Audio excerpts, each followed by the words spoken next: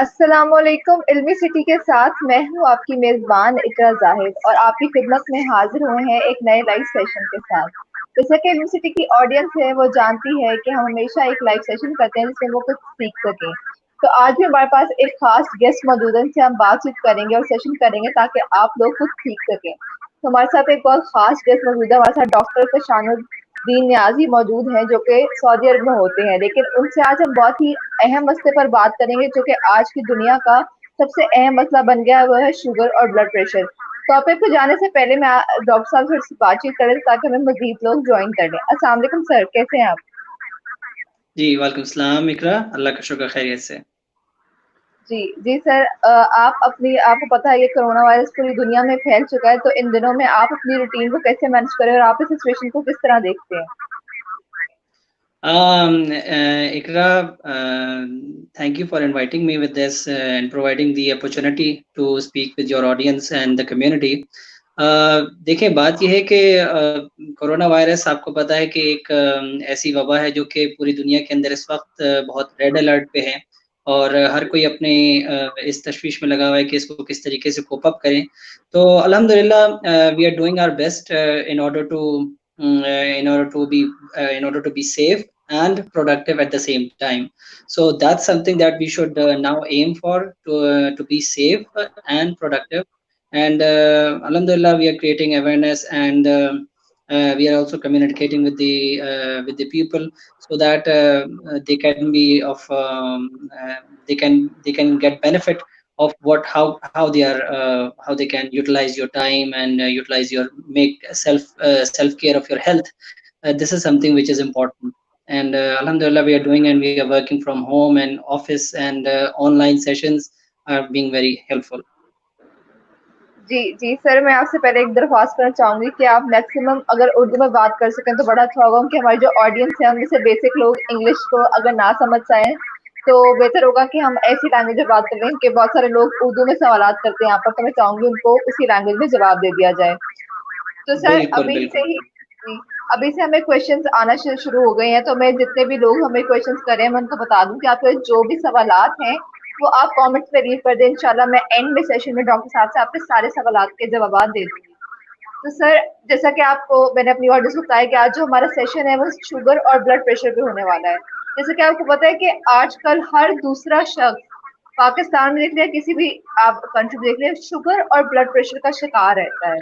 तो ये क्या वजूहत है कि आज के दौर में ये ब्लड प्रेशर और शुगर है वो बहुत आम हो गई है, हर दूसरा बंदा इसका शिकार क्यों होने लग गया है? जी इकरा, ये बड़ा इम्पोर्टेंट सवाल है और इस सवाल की जो जड़ है वो इस वक्त हमारा खाने पीने का अंदाज और जीने का अंदाज, ये दो चीज़ें ऐसी हैं कि जो हमारे जो हमारी सेहत है उसके हर गोशे के ऊपर अप्लाई होती हैं और असरअंदाज होती हैं। और शुगर और ब्लड प्रेशर एक ऐसी बीमारी है जिसको मैं ये ताबीर करूँगा कि ये हमारे ख़राब खाने-पीने, सोने, जागने और जो हमारा रूटीन है इस वक़्त 24 घंटे का, उसके नतीजे के अंदर ये सामने आती है। और इसके अब हमें लगता है कि अब मैं जैसे देखता हूँ अपनी कम्युनिटी के अंदर, जब मैं अपने मरीज़ों से मुलाकात करता हूँ तो अब बहुत यंग एज के अंदर ये बीमारियाँ आ रही हैं। हालाँकि आज से 10 साल पहले ये बीमारियाँ 10 यानी 40 साल के बाद लोगों को शुरू होती थी, लेकिन अब 30 साल, 25 साल के लोग भी इसका शिकार हो रहे हैं। तो इसकी मेन जो वजूहात में अगर मैं बिल्कुल उमूमी बात करूँ, तो उसमें हमारा खाना-पीना, हमारा सोना-जागना और हमारा स्ट्रेस, ये 3 चीज़ें ऐसी हैं जो कि डायरेक्ट शुगर और ब्लड प्रेशर के ऊपर असरअंदाज होती हैं। जी।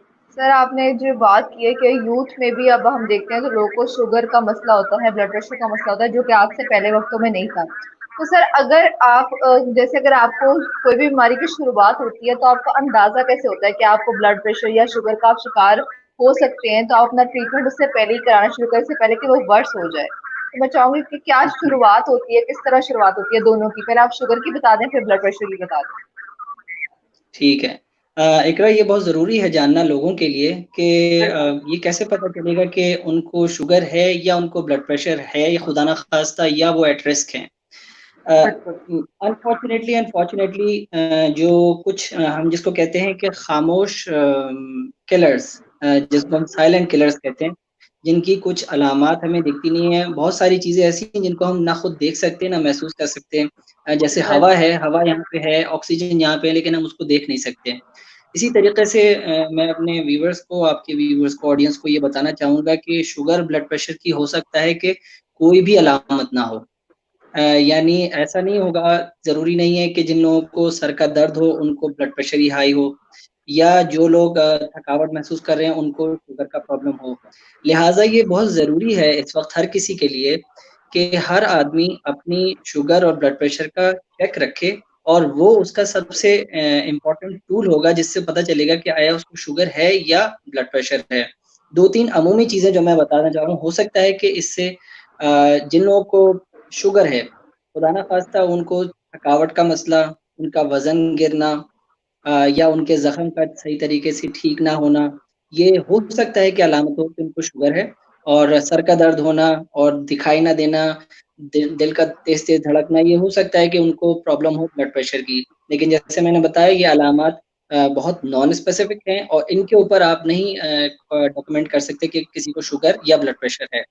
नापना जी। ज़रूरी है। जी, डॉक्टर जैसे आपका आपने भी बताया कि ये कुछ बेसिक अलामात है कि दिल का तेज़ धड़कना। तो अगर किसी इंसान के साथ ये चीज़ें हो रही हैं, तो बजाय उसके कि वो अपनी शुगर कंट्रोल करना शुरू कर दे, कम शुगर खाने लग जाए, तो अगर ये सिम्पटम्स हैं, तो उनको डॉक्टर से जाकर रिकमेंडेशन ज़रूर ले लेनी चाहिए? बिल्कुल जी। मैं इस पे ये रिकमेंड करूँगा अपनी कम्युनिटी को कि बिल्कुल। नेवरदलेस, यानी इस बात को छोड़ दीजिए कि आपको कोई अलामत है या आपको कोई अलामत नहीं है। बिल्कुल। जो आदमी आजकल के लाइफ़स्टाइल के अंदर 30 क्रॉस करता है एट मैक्स, वो अपना शुगर का टेस्ट कराए खुद, अ, और ब्लड प्रेशर नपवाए जाके किसी भी क्लिनिक से, और फिर ये देखे कि आया उसका ब्लड प्रेशर, शुगर कितना है, और वो जाके डॉक्टर से रुजू करे, ये इन रिपोर्ट्स के बिल्कुल। साथ, ताकि डॉक्टर को भी आइडिया हो कि इनको किस तरीके से डील करना है। जी।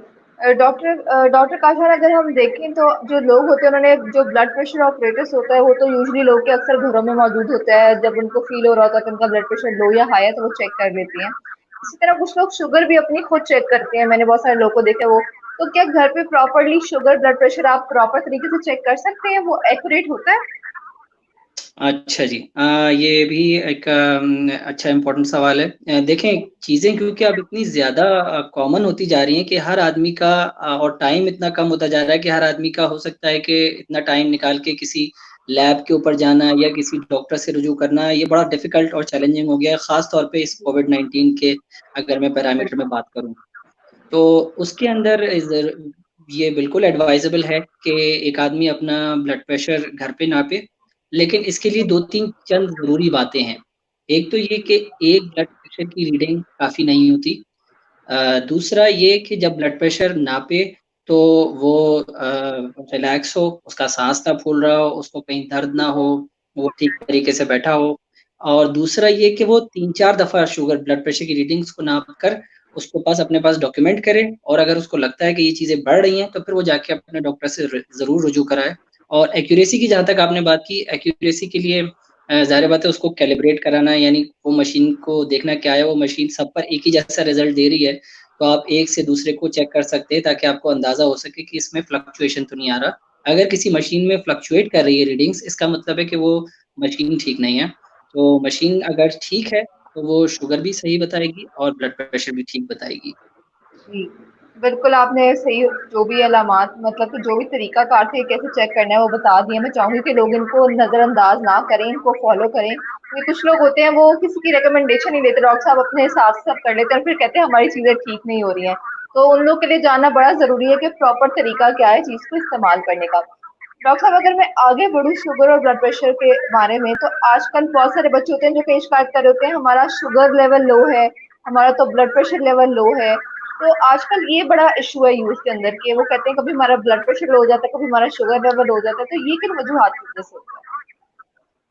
देखें, अगर मैं शुगर की बात करूँ तो आम लोगों के अंदर शुगर लो होना ज़रा मुश्किल होता है। शुगर लो होने से मुराद क्या होती है उनकी? उनकी शुगर लो होने से मुराद ये होती है कि हो सकता है कि वो अपने आप को थकावट महसूस कर रहे हो अपने अंदर, या अपने अंदर जो है वो ऐसा लगे जैसे जिस्म के अंदर जान नहीं है, ये उसको ताबीर करते बिल्कुल, हैं कि शायद उनकी शुगर लो है, हालाँकि ऐसा बिल्कुल, होता नहीं है।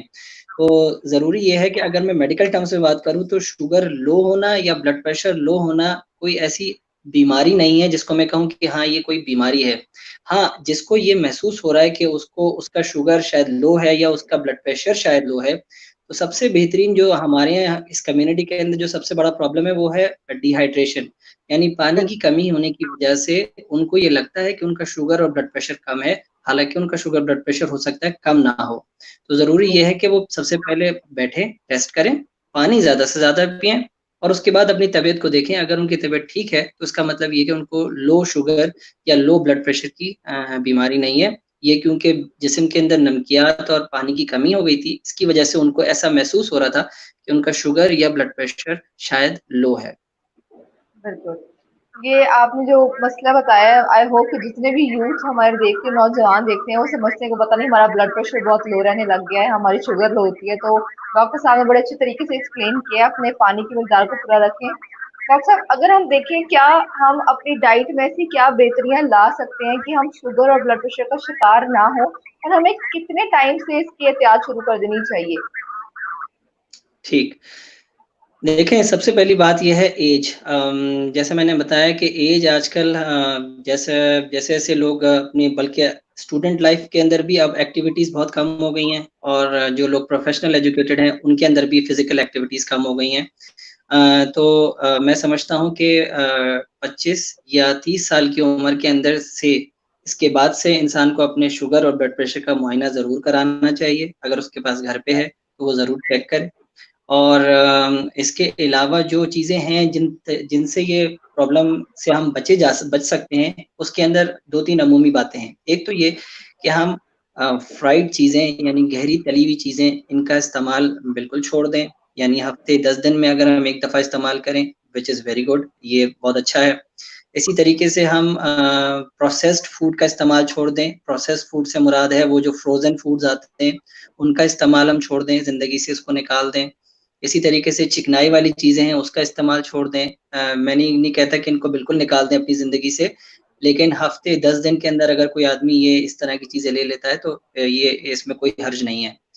इसी तरीके से जो एनर्जी ड्रिंक्स हैं, आजकल ये बहुत फ़ैशन है कि लोग एनर्जी ड्रिंक्स का बिल्कुल, इस्तेमाल करते हैं और यंगस्टर्स के अंदर जो ब्लड प्रेशर का वो जो सबसे इम्पोर्टेंट वजह है, वो ये है कि वो एनर्जी ड्रिंक्स का इस्तेमाल करते हैं जिसके अंदर कैफ़ीन होती है, जो कि आपके ब्लड प्रेशर के ऊपर असरअंदाज़ होती है। तो एनर्जी ड्रिंक्स को बिल्कुल साइड में रख दें। इसके मुतबादिल आप फ्रेश जूस इस्तेमाल करें और इसी तरीके से फ्रूट के जूसेस भी इतने ज़्यादा फ़ायदेमंद नहीं होते। सबसे ज़्यादा ज़रूरी है कि आप फ्रूट्स एज़ अ होल इस्तेमाल करें, उनके जूसेस बिल्कुल, से अवॉइड करें। और ये जो डब्बे के जूसेस हैं और जितने भी सिंथेटिक चीज़ें हैं, जो मशीन के अंदर बनती हैं, इंडस्ट्री में बनती हैं, उनका इस्तेमाल छोड़कर सिंपल घर की डाइट इस्तेमाल करें जिसके अंदर फ्रूट यानी सब्जियाँ और वेजिटेबल्स और इसी तरीके से रोटी, ये जो सिंपल डाइट्स हैं, ये अगर हम इसके अंदर इसमें इसको कंप्लायंट करेंगे, तो हमें ये शुगर और ब्लड प्रेशर के मसाइल कम देखने को मिलेंगे। जी, ठीक है। डॉक्टर साहब, बहुत सारे क्वेश्चंस भी आ रहे हैं, हमें नए लोगों ने भी जॉइन किया है, मैं उनके लिए बता दूँ। तो जितने भी नए लोगों ने हमें जॉइन किया, हमारे साथ डॉक्टर काशान मौजूद है और हम बात करें इस वक़्त ब्लड प्रेशर और शुगर पर। अगर आपके इससे रिलेटेड कोई भी सवालात हैं, तो बहुत सारे जो सवालात आ भी रहे हैं, तो मैं इंशाल्लाह एंड के जो 5 से 10 मिनट होंगे, सिर्फ़ आपकी क्वेश्चंस का ही जवाब दूँगी। अभी मैं सिर्फ़ डॉक्टर साहब से कुछ बेसिक एहतियाती तदाबीरें पूछ लूँ, उसके बाद मैं आपके सवालात की तरफ आऊँगी। तो डॉक्टर साहब, जैसे कि आपने बताया ये सब चीज़ें, तो अगर आपका ब्लड प्रेशर हाई है, तो आपको क्या करना चाहिए? आपका आपका ब्लड प्रेशर लो है, तो आपको क्या, मतलब अगर आप घर पे हैं और आप डॉक्टर के पास नहीं जा सकते हैं, तो एज़ सच आप घर में कोई ऐसी डाइट या कोई चीज़ उस वक़्त खा सकते हैं या ले सकते हैं जो आपके ब्लड प्रेशर को नॉर्मल कर दे? ठीक। इकरा, इसमें इससे पहले मैं चाहूँगा कि व्यूअर्स को ये पता हो कि ब्लड प्रेशर हाई से क्या मुराद है और ब्लड प्रेशर लो से क्या मुराद है। ब्लड प्रेशर हाई हम उस वक़्त कहते हैं जब किसी आदमी का ब्लड प्रेशर ऊपर जो लेमैन लैंग्वेज में अगर मैं बात करूँ, तो ऊपर का ब्लड प्रेशर 140 और नीचे का 90। 140 और 90 से ऊपर जिनका ब्लड प्रेशर आ रहा है, इसको हम कहते हैं कि इसको ब्लड प्रेशर का मसला है और इनको जो है वो डाइट के अंदर या कोई दवा वगैरह लेनी चाहिए। तो जब मैं ब्लड प्रेशर हाई की बात करता हूँ, तो मैं कहता हूँ 140/90 ये हमारा पैरामीटर है, जिन पे हम कहेंगे कि इनका ब्लड प्रेशर हाई है। ब्लड ठीक है। प्रेशर लो जिनका हो सकता है, वो मैं समझता हूँ ऊपर का 70 या 80 और नीचे का 60, जिनका जिनका इन लेवल में रेंज कर रहा है, उनको ब्लड प्रेशर लो की बीमारी मैं समझता हूँ कि प्रॉब्लम है। अच्छा, ब्लड प्रेशर हाई जिनका है, एक बात मैं और बताऊँगा कि ब्लड प्रेशर हाई एक दफ़ा की रीडिंग से नहीं पता चल जाता। यानी अगर आपका कोई ब्लड प्रेशर 140-90 तक आ रहा है और आपको एक दफ़ा आपने किया और आपको ये आ रहा है, तो इसका मतलब ये नहीं कि आपको ब्लड प्रेशर है, हो सकता है कोई और वजह हो। तो इसलिए 3-4 रीडिंग्स का होना बहुत ज़रूरी है। ठीक ब्लड प्रेशर हाई से बचा कैसे जा सकता है, या अगर किसी का ब्लड प्रेशर हाई है, तो वो घर में क्या करे? सबसे पहली चीज़ ये है कि वो अपने खाने-पीने का अंदाज़ और अपने जीने के अंदाज़ के अंदर तब्दीली लाए। खाने-पीने के अंदर जैसे अभी हमने बात की, जिसमें फ्राइड आइटम्स हटा दें, फल, सब्जियाँ और घर की चीज़ें खाएँ, अमूमी तौर पे। और जीने के अंदाज़ में से मुराद ये है कि इंसान 30 मिनट से 45 मिनट तक की वॉक शुरू कर दे, चाहे वो घर में हो चाहे वो बाहर हो, ज़रूरी नहीं है कि वो कहीं बाहर ही जाए। तो फ़िज़िकल एक्टिविटी जिसमें वॉक और खाने-पीने की एहतियातें वो शुरू कर दे, तो इंशाअल्लाह ताला इसका ब्लड प्रेशर कंट्रोल होगा। और यही एहतियातें, तदाबीर शुगर के लिए भी हैं। शुगर जब हम हाई कहते हैं, शुगर अमूमन अब जो शुगर हाई की रीडिंग्स आ रही हैं, फास्टिंग यानी 12 घंटे के रोज़े के बाद जब आप अपना फास्टिंग शुगर करेंगे, तो वो अगर 100 से ऊपर है, तो इसका मतलब ये है कि उसको मीठी चीज़ें और ये जो शुगर की जितनी भी एहतियातें हैं, जिसमें मीठी चीज़ें ना खाना, चिकनाई वाली चीज़ें ना खाना, वॉक करना, ये 3-4 चीज़ें जो कि उसको फ़ॉलो करनी चाहिए। अगर इसका शुगर 100 से ऊपर आ रहा है और अगर 126 से ऊपर आ रहा है 2-3 दफ़ा, तो इसका मतलब है कि उसको शुगर का मर्ज़ है और वो वैसे तो डॉक्टर से भी रुजू करे और ये सारी चीज़ें अपनी शुरू कर दे, जिसमें डाइट का इस्तेमाल और फ़िज़िकल एक्टिविटी। ये 2-3 चीज़ें वो ऐड करेगा। है। ठीक है डॉक्टर साहब, आपने सारी टिप्स बड़ी अच्छी ऐड की हैं। जितने भी लोग मुझे देख रहे हैं, अगर वो ब्लड प्रेशर शुगर के मरीज हैं, तो प्लीज इन चीजों को फॉलो करें, अपनी हेल्थ का ध्यान दें। तो डॉक्टर साहब, अगर हम इस सिचुएशन को, जो ब्लड प्रेशर और शुगर की सिचुएशन है, अगर हम उसको करंट सिचुएशन से रिलेट करें कोरोना वायरस पे, तो क्या कोरोना पेशेंट अगर डायबिटिक या ब्लड प्रेशर का शिकार हो, तो क्या उसको मजीद मसले मसाइल का सामना हो सकता है? देखें बिल्कुल, खुदा न ख़ास्ता अगर कोई आदमी या अगर कोई शख़्स या अगर कोई कम्युनिटी में उसको शुगर या ब्लड प्रेशर है और वो गॉड फ़ॉरबिड कोविड-19 यानी कोरोना 19 में भी शिकार हो जाता है, तो यकीनन उसको इन सारी चीज़ों को मद्देनज़र रखते हुए उसको अपने कोरोना का भी ठीक करना होगा और वो आदमी ज़्यादा रिस्क पे होगा कि वो खुदा न ख़ास्ता कुछ और कॉम्प्लिकेशंस डेवलप करे। तो ऐसे लोगों को हम पहले ही इस बात की एहतियात करते हैं कि वो दूसरे लोगों से ज़्यादा एहतियात करें, क्योंकि उनके अंदर टेंडेंसी ज़्यादा होती है कि वो इन्फेक्शंस को अपने अंदर एक्वायर करें। तो जिसकी वजह से ज़ाहिर बात है, अगर कोरोना किसी को हो रहा है और वो डायबिटिक और शुगर वाला मरीज़ है, तो ये ज़रूरी है कि वो शुगर और ब्लड प्रेशर का इंतहाई ज़रूरी ख़्याल रखे, ताकि उसका कोरोना कॉम्प्लिकेट ना हो, बिगड़े ना। अगर वो इन जी। सारी एहतियातों को ख़्याल रखेगा और अपनी शुगर, ब्लड प्रेशर ठीक रखेगा, तो इंशाअल्लाह ताला उसका कोरोना जो है, जो भी कोरोना अगर वायरस उसको हुआ है, तो वो इंशाअल्लाह उससे रिकवर कर जाएगा। उसमें कोई बहुत ज़्यादा परेशानी की बात नहीं होगी। ठीक है, तो जो लोग पेशेंट हैं डॉक्टर साहब, ब्लड प्रेशर के हैं या शुगर के हैं, तो वो क्या स्पेशल एहतियात कर सकते हैं इस सिचुएशन में अपने आप को, ताकि वो प्रॉपर्ली महफूज रह सकें और इस बीमारी का शिकार ना हो, और अगर हो जाएं तो भी क्या वो एहतियात कर सकते हैं ताकि उनका ब्लड प्रेशर और शुगर इसमें उनके लिए रुकावट ना बन जाए? देखें, जो लोग कोरोना का जिन लोगों को शुगर और ब्लड प्रेशर है, उनके लिए सबसे बड़ी एहतियात तो ये है कि वो अपनी शुगर और ब्लड प्रेशर का इंतहाई शिद्दत से उसको ठीक रखें, ताकि वो इन सारी बीमारियों से बच सकें। क्योंकि जिनका शुगर, ब्लड प्रेशर ज़्यादा होता है, वो खुद ही अपने यानी ज़्यादा इन्फेक्शंस को एक्वायर करते हैं। तो उनके लिए एहतियाती तदाबीर ये है कि वो अपने शुगर, ब्लड प्रेशर को कंट्रोल रखेंगे। नंबर 2, वही एहतियाती तदाबीरें होंगी जो आम पब्लिक के लिए होती हैं, यानी हाथ को धोना, मास्क लगाना, अननेसेसरी बाहर ना जाना, अननेसेसरी कॉन्टैक्ट यानी बगैर किसी वजह के किसी लोगों से ना मुलाकात करना। हाँ, वो ये सब चीज़ें ऑनलाइन कर सकते हैं, फ़ोन पर कर सकते हैं, और जैसे ही उनको कोई अलामत आना शुरू होती है, यानी खाँसी आना शुरू हो जाए, बुखार आना शुरू हो जाए, तो वो जल्द से जल्द किसी भी डॉक्टर से रिज्यू करें और वो उनसे एडवाइस लें कि आया हमें अब आगे क्या करना चाहिए। तो इन सारी अलामत को उनको देखना पड़ेगा और जल्द से जल्द उनको जो है वो इस चीज़ की एडवाइस लेनी पड़ेगी कि आगे उनको क्या करना है। जी, बिल्कुल ठीक है डॉक्टर साहब, मैंने अपने काफ़ी सवाल ऐड कर दिए, मैं चाह रही हूँ ऑडियंस के भी बहुत सारे क्वेश्चंस आ रहे हैं, मैं साथ-साथ आपसे पूछती जाऊँ। सबसे पहले जो सवाल किया था वो मोहम्मद आलम खटक ने किया था, वो पूछ रहे थे कि शुगर की क्या अलामात हो सकती हैं? वैसे तो आपने बता दी, मेरे ख्याल से उन्होंने अगर बाद में जॉइन किया तो आप उनके लिए एक बार फिर एलैबोरेट कर दो ज़रा। देखें, शुगर के लिए अलामात कोई स्पेसिफ़िक नहीं है क्योंकि अगर मैं कोई स्पेसिफ़िक अलामत बोल दूँगा तो हर आदमी ये समझेगा कि शायद ये मुझे शुगर हो गई है, ब्लड प्रेशर हो गई है। बिल्कुल। शुगर की हो सकता है कि ये अलामत हो कि उसका सर में दर्द हो, थकावट हो, लेकिन ये ज़रूरी नहीं है कि इसकी वजह से उसको शुगर हो। वो ज़रूर चेक कराए और उस पर डिसाइड करे कि आया उसको शुगर है या ब्लड प्रेशर है या नहीं। तो यहाँ पर ये फयाज़ अफरीदी पूछ रहे हैं कि जॉइंट्स में पेन होना भी क्या शुगर की मरीज़ की इलामत हो सकती है? नहीं जी, जॉइंट में पेन होना शुगर की मरीज़ की अलामत नहीं हो सकती। ये एक आम जॉइंट की डिज़ीज़ होती है या विटामिन डी की कमी की वजह से होती है या फिर कुछ न्यूट्रिएंट्स हैं उनकी वजह से होती है। लेकिन शुगर की अलामत ये नहीं हो सकती। जी, डॉक्टर साहब, ये आमिर शहज़ाद पूछना चाह रहे थे आपसे कि वो आपका आपसे कैसे कॉन्टैक्ट कर सकते हैं? तो अगर आपका कोई वेबसाइट है या आपका कोई फ़ेसबुक पेज है जहाँ वो आपको कॉन्टैक्ट कर सकें?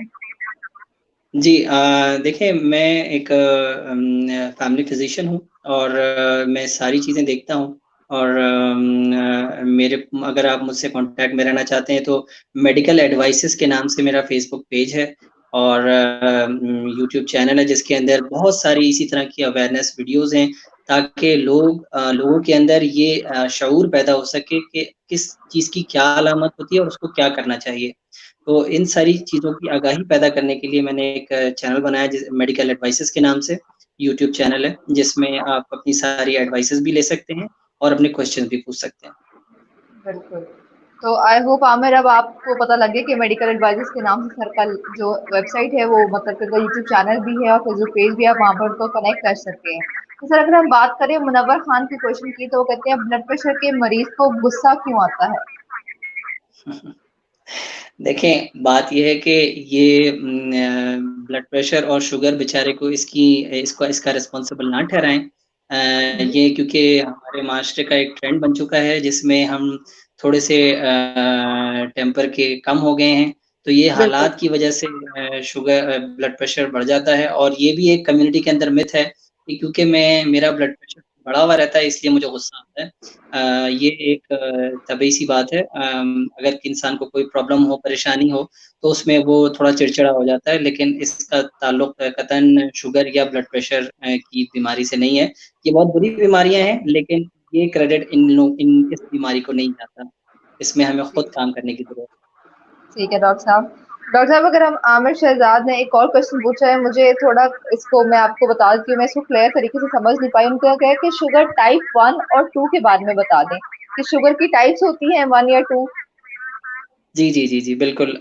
डायबिटीज़ की 2 टाइप्स होती हैं, जिसको टाइप 1 कहते हैं, टाइप 2 कहते हैं। टाइप 1 वो शुगर होती है जो कि अमूमन जो छोटे बच्चे होते हैं उनको ज़्यादातर एक्सपेक्ट की जाती है। कुछ एंटीबॉडीज़ बन जाती हैं जो कि उसको ख़राब कर देती हैं जिसकी वज़ह से इंसुलिन नहीं बन पाता और ये ज़्यादातर डाइट की वज़ह से नहीं होती, ये मरूसी बीमारी होती है जो कि बच्चों के अंदर अमूमन पाई जाती है और इसका इलाज सिर्फ़ इंसुलिन होता है, इसमें दवाइयाँ काम नहीं करती।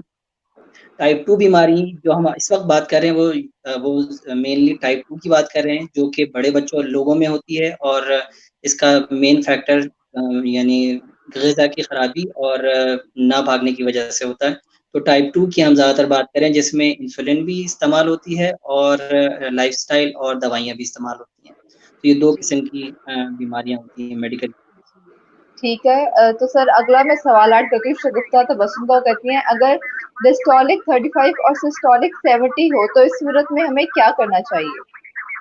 इस सूरत में आपको खुश होना चाहिए क्योंकि 135 एंड 70 ये जो ब्लड प्रेशर है ये बिल्कुल ठीक है हमने जो इस वक़्त टारगेट इस वक़्त डिफ़ाइन किया हुआ है वो 140 और 90 का टारगेट इस्तेमाल किया हुआ है। ये जो बता रही हैं ये 135 और 70 का टारगेट है, जो कि बिल्कुल ठीक है। सर इन्होंने 135 में सिर्फ 35 मेंशन किया, 35 मेंशन किया है। ओह! ओह! ओह! सॉरी, सॉरी 35 जी डायस्टोलिक 35 एंड 70। जी, हाँ, ये तो मैंने इस ऊपर सूरत स्टोरी में कर दिया कि ये हाँ जी। नहीं, नहीं 70 and 35 70 by 35 is very low. इसमें इनको सबसे ज़्यादा ज़रूरत ये है कि वो पानी का इंटेक बढ़ाएँ, ओआरएस जी लें अगर उनको शुगर नहीं है और अगर उनकी एज आई डोंट नो क्या एज होगी इनकी, लेकिन यंग अगर यानी 40s 50s या यंगस्टर्स भी हैं तो भी ओआरएस ले सकते हैं, और इसमें टेस्ट कराने भी ज़रूरी हैं, यानी अपनी नमकियात के टेस्ट ज़रूर कराएँ, ताकि पता चल सके कि ये 70 35 क्यों इतना लो जा रहा है मुस्तकिल। अच्छा, एक बात मैं यहाँ बताऊँगा, कुछ लोगों का जनरली लो होता है, उनमें कोई ब्लड प्रेशर की अलामत नहीं होती, यानी उनका हो ठीक है सकता है कि 90 75 हो या 90 60 हो, ठीक है, लेकिन वो बिल्कुल ठीक बैठे हैं, यानी उनको कोई घबराहट नहीं हो रही, कोई बिल्कुल पैल्पिटेशन नहीं हो ऐसा। रही। इसका मतलब ये है कि ये उनके बॉडी का नॉर्मल टेम्परेचर है, नॉर्मल ब्लड प्रेशर है और इस पे वो काम कर सकते हैं। तो इसमें ज़रूरी इम्पोर्टेंट ये है कि उनको कोई सिम्पटम्स तो नहीं हो रहे, कोई अलामत नहीं हो रही। अगर कोई अलामत नहीं हो रही, तो कोई बहुत ज़्यादा परेशानी की बात नहीं है, लेकिन अमूमी तौर पे उनको ओआरएस का इस्तेमाल ज़्यादा करना चाहिए और उनकी नमकियात और गुर्दे का टेस्ट ज़रूर कराना चाहिए। जी ठीक है। डॉक्टर साहब यहीं पे मैं आमिर शहजाद का क्वेश्चन ऐड करूंगी कि एसीटोन के बारे में बता दें। अब आई डोंट नो ये एसीटोन कौन सी दवाई है जिसमें लेते हैं, तो आपको बेहतर पता होगा। एसेटोन। हाँ जी, ए ACETONE। इन्होंने मेरे ख्याल से कोई हाँ, दवाई का। Acetone, acetone. अच्छा, अच्छा, अच्छा, अच्छा, ठीक, ठीक। एसीईटी तो एसीटोन जो एसीटोन के बारे में कुछ बता दें? जी एसीटोन तो एक टेस्ट है, वो जिस्म के अंदर एसिड्स क्योंकि बढ़ जाते हैं और जी जिन लोगों की शुगर बहुत ज़्यादा हाई होती है या जो लोग ज़्यादा भूखे रहते हैं या डिहाइड्रेशन में होते हैं, तो एसीटोन के उसमें पॉज़िटिव आता है। लेकिन इसके लिए बड़ी केयरफुल तरीके से मरीज़ की हालत या उसके बारे में मालूमात करना बहुत ज़रूरी है और उसके बाद हम किसी चीज़ पर पहुँच पाएँगे कि ये एसीटोन क्यों बढ़ा हुआ है और इसकी क्या वजूहात आगे हो सकती हैं। तो जितने भी ठीक है ये कुछ स्पेसिफिक टाइप के और क्वेश्चंस अगर आपके पास आते हैं या कोई भी अगर इस कम्युनिटी में इस वक़्त ये बात सुन रहा है, तो वो फ़ेसबुक पेज के थ्रू मुझसे कनेक्ट रह सकता है ताकि मैं इंडिविजुअलाइज़ तरीके से उसको उसकी क्वेरीज़ का जवाब दे सकूँ। जी, इकरा। जी ठीक है। सर अगर अगला क्वेश्चन मैं ऐड करना चाहती हूँ जैनब जावेद का, वो कहती है mango can be eaten by diabetic patient. In that, mangoes can be eaten if the sugars are very low. Those ठीक है पेशेंट्स हू है यानी उन मरीज़ों में जिनके अंदर शुगर का वैसे ही लो चल रहा है, यानी उनको 60-70 उनकी शुगर रहती है, तो वो मैंगो बिल्कुल खा लें। वैसे ये है कि जो नॉर्मल मरीज़ शुगर के हैं, वो अगर मैं बहुत ही ज़्यादा लीनिएंट होके भी बात करूँ, तो वो 1 या 2 काश या फाँकें जिसको आप कहते हैं, वो ले सकते हैं। लेकिन उस पर भी उनको अपनी शुगर्स पे ध्यान रखना पड़ेगा कि उसकी वजह से उनकी शुगर्स तो नहीं बढ़ रही। Generally speaking mangoes are not good for diabetic patients. ठीक है सर, यहाँ पे मैं बिनते गौस मोहम्मद का ऐड करना चाहूँ क्वेश्चन, क्या शुगर पेशेंट ओआरएस पी सकते हैं? नहीं जी, शुगर पेशेंट ओआरएस अमूमी तौर पे नहीं पी सकते क्योंकि इसके अंदर शुगर ऐड होती है और वो उनकी शुगर को प्रॉब्लम करता है। अगर उनको किसी भी वजह से ओआरएस पीने की ज़रूरत पेश आ रही है, तो ये ज़रूरी है कि वो नमक में पानी में 1 चुटकी नमक डालें और उसको लेके वो पी लें, लेकिन उसमें भी ज़रूरी ये है कि वो अपने ब्लड प्रेशर के ऊपर ध्यान रखें। या ठीक है फिर क्लियर फ्लूइड ये सिर्फ़ वो क्लियर फ्लूइड लें यानी सादा पानी लें, इससे उनकी जो नमकियात की कमी है वो बेहतर हो सकती है। सर, ये आमिर शहजाद का क्वेश्चन है कि क्या शुगर का जो हम इलाज है वो होम्योपैथिक तरीके से कर सकते हैं?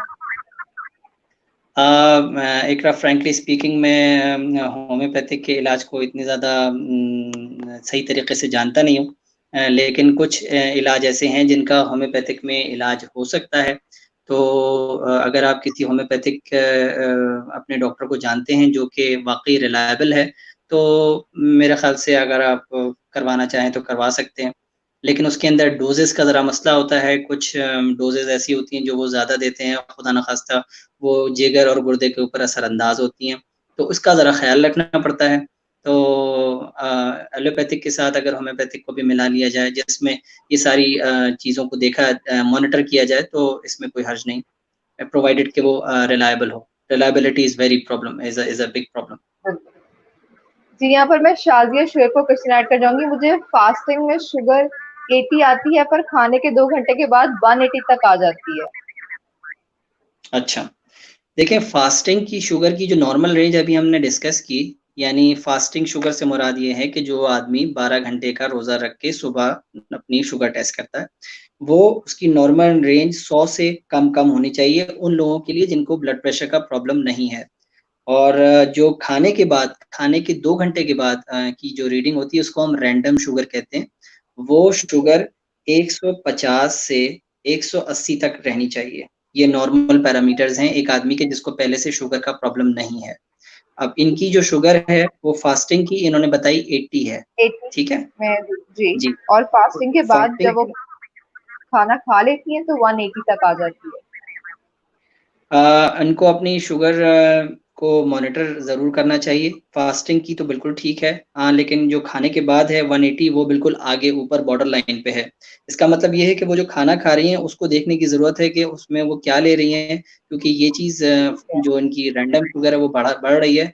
इसके लिए सबसे बेहतरीन इलाज ये है कि वो अपना हीमोग्लोबिन A1C कराएँ, जिससे 3 महीने का आपको एवरेज पता चल जाता है। और इसी तरीके से अगर वो कुछ फर्दर स्पेसिफिक एडवाइस लेना चाहती हैं, तो वो मेरे फ़ेसबुक पेज से भी मुझसे कनेक्ट कर सकती हैं।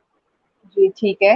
लियाकत अली शाह पूछ रहे हैं कि pre diabetic and obese what to do metformin.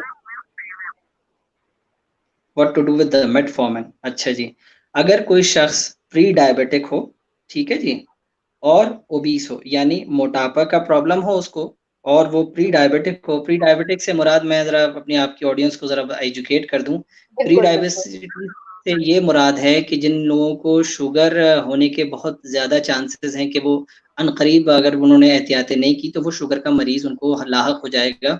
यानी जिसमें हम बात कर रहे हैं फास्टिंग शुगर उनकी 100 से 120 के दरमियान रह रही है और वो मोटापे का शिकार भी हैं, तो यकीनन वो एक बहुत ज़्यादा रिस्क पर हैं कि वो आगे जाके उनकी बीमारी बढ़ेगी। तो उसके लिए ज़रूरी है कि वो अपनी डाइट का ख़्याल रखें और अपने फ़िज़िकल एक्टिविटी को बढ़ाएँ।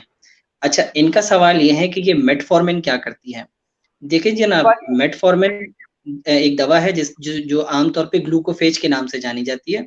ग्लूकोफेज इंसुलिन की जो मिक़दार है उसको बढ़ाती है, लेकिन ग्लूकोफेज कुछ लोग समझते हैं कि वेट लॉस के लिए काम आती है, हालाँकि वो वेट लॉस के लिए काम नहीं आती। वो शुगर की दवा है और वो शुगर में इंसुलिन की सेंसिटिविटी को बढ़ाती है, जिसकी वजह से लोगों का ब्लड प्रेशर यानी उनका वेट कम हो जाता है, लेकिन वो वेट लॉस की दवा नहीं है। तो इसमें ज़रूर फ़ायदा होता है मेटफॉर्मिन लेने से जिनको प्री डायबिटिक हों, जो ओबीस हों। ठीक है, डॉक्टर साहब, ये मैं एक और क्वेश्चन ऐड कर रही हूँ फहीम अहमद का। वो कहते हैं कि अगर कोई ज़ख्म बार-बार हो जाता है तो इज़ इट शुगर? क्योंकि सारा खत्म हो जाता है, फिर सेम ज़ख्म मुझे उसी जगह हो जाता है, लाइक फ्रॉम लास्ट 2 मंथ्स। इनको पिछले 2 महीने से ये मसला है। देखें, बिल्कुल ये एक अलामत हो सकती है कि उनको शुगर का टेस्ट ज़रूर कराना चाहिए, क्योंकि ठीक है। शुगर जिन लोगों को शुगर अनकंट्रोल रहती है, उनका ज़ख्म देर से बढ़ता है और अगर हो जाए तो फिर वो दोबारा-दोबारा भी हो जाता है। तो बेहतर ये है कि वो अपना फास्टिंग शुगर ज़रूर टेस्ट कराएँ। जी, ठीक है। सर, मेरा ब्लड हर वक़्त ही हाई रहता है, सर दर्द, चक्कर और घबराहट होता है, तो इसके लिए क्या करना चाहिए? ये हादी पूछ रहे हैं आपसे। जी ब्लड प्रेशर हाई से क्या मुराद है, ये ज़रा देखना पड़ेगा।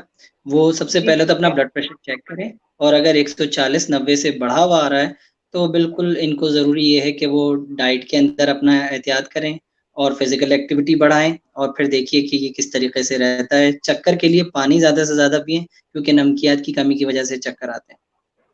ठीक है। डॉक्टर साहब, ये मैं आखिरी क्वेश्चन ऐड करती चलूँ मलिक अब्दुल सुबहान का कि अस्सलाम वालेकुम सर, आई एम सादिया और I am patient of high BP and depression also. Please help, नींद भी नहीं आती है, स्लीपिंग पिल्स लेती हूँ।